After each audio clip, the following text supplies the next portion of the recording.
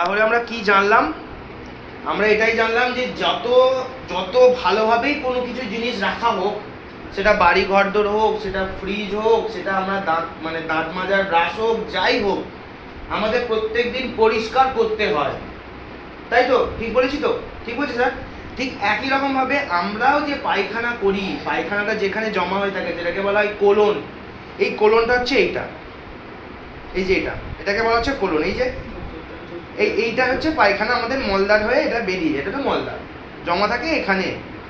এবার এই জায়গাটা যখনই পায়খানা জমা থাকে, সারা রাত ধরে পায়খানা এই জায়গাটা জমা আছে, সকালবেলা উঠে আমরা বাথরুমে যাচ্ছি ল্যাট্রিন করার জন্য, সারা রাত যে জমা আছে, তাহলে এই জায়গাটা কত খারাপ, কত দূষিত, কত টক্সিন আছে এখানটায়।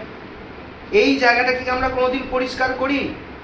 আমরা দাঁত মাজছি, বাইরে থেকে পরিষ্কার করছি, চুলে শ্যাম্পু দিচ্ছি, ফেস ওয়াশ দিচ্ছি, কিন্তু পেটের ভেতরটা কি আমরা কোনোদিন পরিষ্কার করেছি? যেখানে পায়খানার মধ্যে এত বজ্র পদার্থ, দুর্গন্ধযুক্ত পদার্থ এখানে জমা থাকে, এইটাকে আমরা কোনোদিন পরিষ্কার করিনি। এখনো পর্যন্ত কেউ আপনাদের বলেনি যে এই কোলনটাকে পরিষ্কার করতে হবে। এই কোলনটা থেকেই যত সমস্যার সৃষ্টি হয়, কারণ একটা কথা আছে, পেট সাফ তো রোগ মাফ। এই পেটটাকে যদি আপনি পরিষ্কার করতে পারেন, আপনার যে কোনো সমস্যা, গ্যাস অ্যাসিডিটি বলুন, ব্যথা বেদনা যন্ত্রণা বলুন, যে কোনো প্রবলেম আপনার এমনিতেই সেরে যাবে।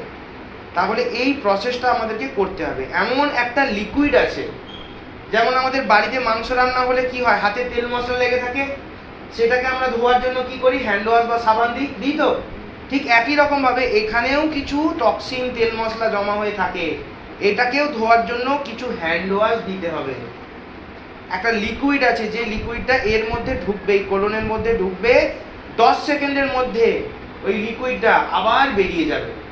আপনার একটা বেগ আসবে, বেগে আপনি যখনই প্যানে যেয়ে বসবেন, ও জলটা বেরোবে তো অবশ্যই, তার সাথে আপনার ভেতরের যত ময়লা আছে ও নিয়ে বের হবে। সেটা আপনি নিজের চোখে দেখতে পাবেন, যেটা আমাদের পায়খানা দিয়ে বের হয় না, যেটা আমাদের পায়খানা দিয়েও বের হয় না, সেটা এইখান দিয়ে এই প্রসেসটাই সম্ভব। এটা যদি আপনি কন্টিনিউ 10 দিন, 15 দিন, 20 দিন করেন, আপনি নিজে থেকে বুঝতে পারবেন আপনার শরীরের মধ্যে একটা ফিল গুড ফ্যাক্টর কাজ করছে। এটা আপনি অটোমেটিক বুঝতে পারবেন।